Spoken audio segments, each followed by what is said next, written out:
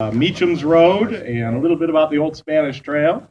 And then the new officers are going to get elevated, as it were. So here we are. We're at the Slash X Ranch. And, 4 or 5 years ago, Cass had a great clamp out here. And we dedicated this plaque over here to the ranch itself.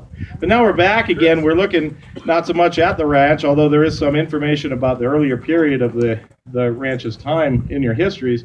But really what we're plaquing here is Stoddard Wells. And if you're coming up, anytime you come up the 15 outside of Victorville, you always see Bell Road or Bell Mountain Road, and you also see Stoddard Wells Road. And a long time I wondered about that Stoddard Wells Valley, and so on and so forth. And it wasn't until Dusty asked me to do the history for this trip that I really found out what's going on. And it starts really on a trail or a road that is to the west of here, and that's the Old Spanish Trail. And for a couple of clamp outs in the past few years, we have plaqued things on the Old Spanish Trail. We did Lanes Crossing a year and a half ago, and a few others that are related to the Old Spanish Trail. Real brief then, the Old Spanish Trail it started off as an Indian trail. The Mojave Indians out on the Colorado River were trading with coastal Indians here along the California coast there. You got to have a way of getting through the desert to the coast in order for the trading to happen. Well, as it happens, there are a series of watering holes, starting, of course, with the Colorado River. As you move west, you get to what is now called, or what's been called, Paiute Springs, and then about a day's walk west of that is Rock Springs, and another day's walk west of that is Marl Springs. Then you get down into what's called Soda Springs, which is around where Zizek's is. You've probably been to Zizek's before or seen the sign for it.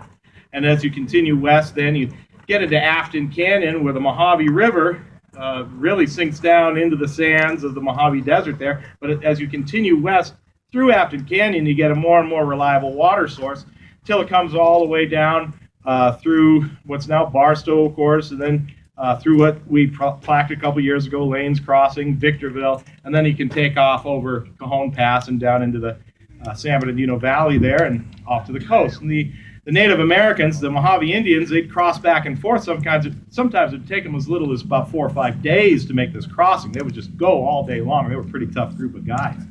At any rate, with the Indians have that established trail there. Later come the Spaniards, and the Spaniards, of course, are occupying the establishing missions along the coast. This is now in the late 1760s and into the 1770s and 80s, and the neophytes, that is the Indians that are being converted to the church at the mission. Some of them didn't like doing that, so they would take off and run off into the desert here, and the Spanish soldados, the soldiers, would chase after them, and they would chase them up that road that the Indians took, and sometimes they'd find them, and sometimes they wouldn't. But they got as far, the Spaniards, in chasing these Indians, would get as far as Afton Canyon. That's a pretty good trek from the California missions. Later on, in 1826, of course, you got Jedediah Smith. Jedediah Smith, a pretty famous mountain man and trapper, was up in Utah in July of 1826 at the rendezvous there, and he and a pretty good-sized group of other trappers wanted to trap down and find out where the Colorado River was and what is to the west, and see if they could find better trapping and so on coming down through what's now Utah, and just to see where they ended up. And as it happened, they ended up at the Mojave villages on the Colorado River, and this is November now of 1826, and they were allowed to cross. In fact, the Mojaves were very helpful and said, yeah, hey, we know a trail that'll get you to the California coast. We didn't say California because they didn't know it was called that back then, but you know what I'm talking about. At any rate, they said, yeah, we know a trail, and we'll even give you a couple of guys to guide you along that trail. And they ended up, Smith and his party ended up down at the San Gabriel Mission, and that is a kind of an interesting story in itself.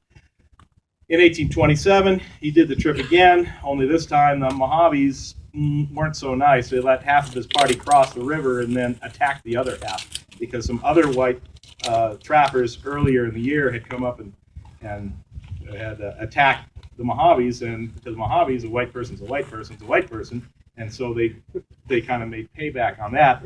and Smith was forced, without hardly any supplies, back across this desert trail back to the San Gabriel Mission and eventually back into the States.